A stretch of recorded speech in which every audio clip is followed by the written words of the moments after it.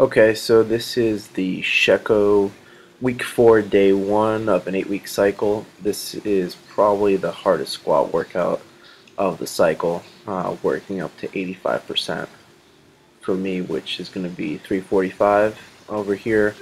This is 70%, 285 for triples.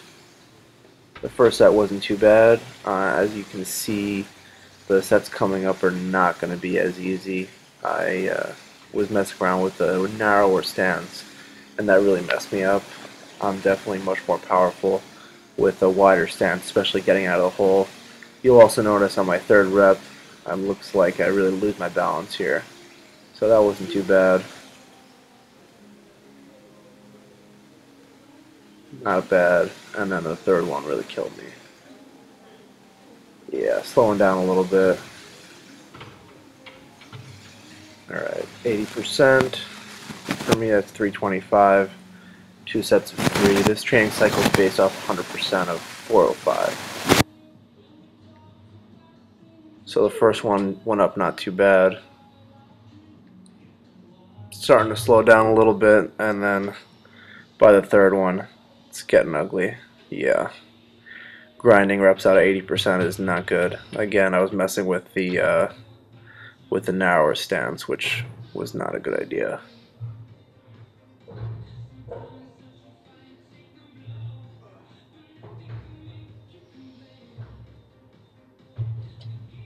The depth on that one looked pretty questionable. That's definitely something I've been trying to work on, especially with the heavier sets. My last meet, I missed my 402 squat because of depth, so I definitely need to feel more confident with the heavier weights, getting full depth. As you'll see in these heavier sets, the 85%, I tried my best for depth, but they weren't great. That was probably not even passable. And the second one was better depth, but terribly slow on the way up. Let's see, 345 again.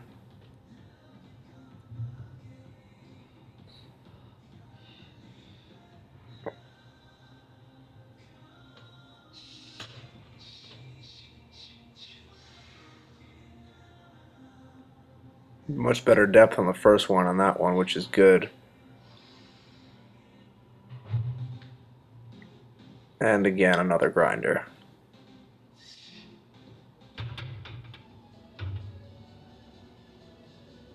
So I think this is the last 345 set. Just messing around, recording from a different angle. That looked like good depth.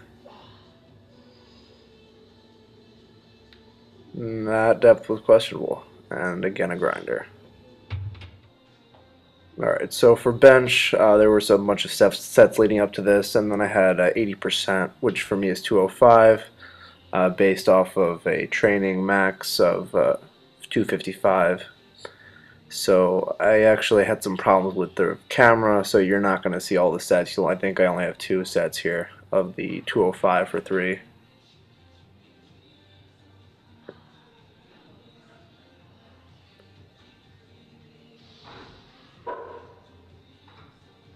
So if you notice, it looks almost like when the bar's resting on my chest that my right arm is higher than my left arm, which is really weird. I've noticed this before, and I definitely only started realizing this when I started recording myself. So it just emphasizes the importance of recording your lifts. I didn't have anybody there working out with me to kind of coach me and let me know during the lift that I was messing up, but that's something I have to work on. So after the bench, I went over, did back to squats again to finish off. Here I was doing actually some high bar squats. You can't really tell that the bar is higher, but my my scapula area, my upper back, was feeling pretty sore from holding the bar for the low bar squat. So I was just messing around with some high bar with the earlier sets. Eventually, with the heavier weight, I'll go back to low bar. So I was getting back to low bar with the 70% set, and as you'll see, these look, even though I'm pretty tired and I've already done all the previous squat workout earlier in the workout, these actually go up pretty nice because I widen my stance, and I'm definitely much more powerful with the wide stance.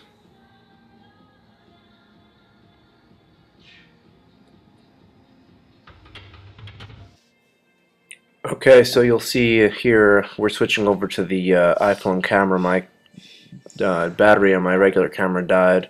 So here I'm doing 325 for 2 sets of 2. I was actually supposed to do 4 sets of 2, but unfortunately I had to cut the workout a little bit short to make it to class on time.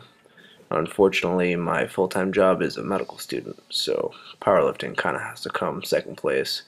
Here, these are some towards the end of the workout, so they weren't the best sets. I was pretty tired, but I got them in.